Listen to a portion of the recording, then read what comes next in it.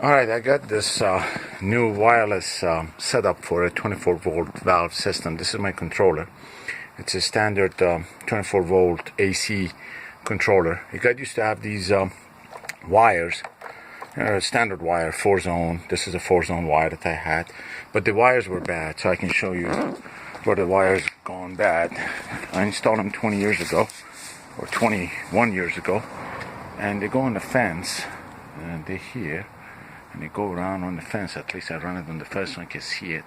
And I don't know, age, squirrel, something. They got them. And it goes around the house to different zones. And it's still on the fence. I don't know if you can see it. And it goes around.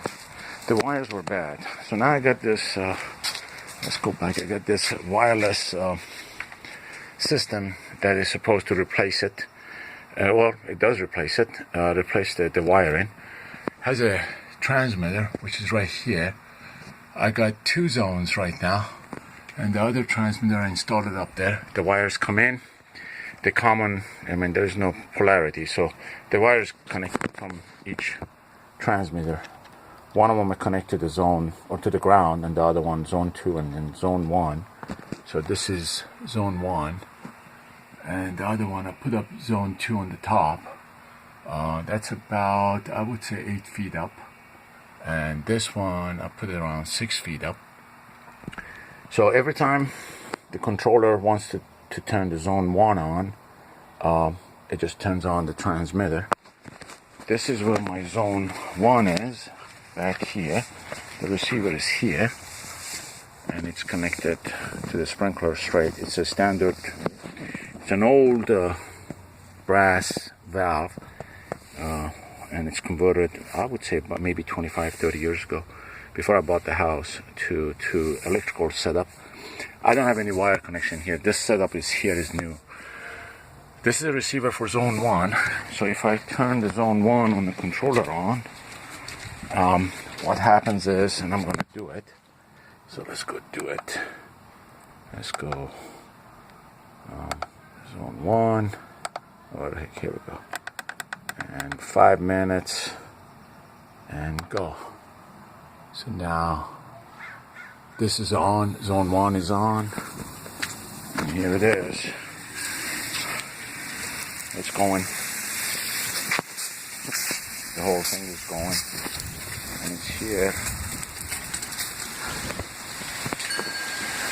And this is my zone 1, which is really in front yard, effectively.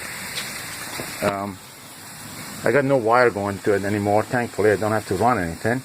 I was looking on the market for something like this. I couldn't find it, so I built it, and then about a month ago I had it FCC certified, and now I've been running this whole thing in my own house for almost 2 years. But in order to have it available, I had to get it FCC certified. So now let's go to zone 2. Which is really 2 zones combined with 1. And let's see, there we go. The transmitter up there is coming on. That one is on. Everything here is off. The valve for zone 2, it's here. This is the receiver sitting on the corner. The valve is here. This is the old wire, which is not connected anymore. It's going there. It wasn't working to begin with. Well, about 2 years ago, it stopped working. And zone 2 for me is back here. And it's running. So I have no more wires here. This is my other receiver for, it was a zone 3, but then I combined them both together. So now here is running, and the ball is back here. Back here I need to do some work, but here it is. No more wires. It's a standard 24 volt AC system. That's it. No more wires for the 24 volt. No DC latch. It's standard 24 volt solenoid. And these things, I tested them. This transmit and the receive combination are about 400 some yard in an open space. I don't have that problem here. It's not 400 yard. It's probably from here to the back is probably around I would say 50 yard, maybe. Not even that much, maybe 35, 40.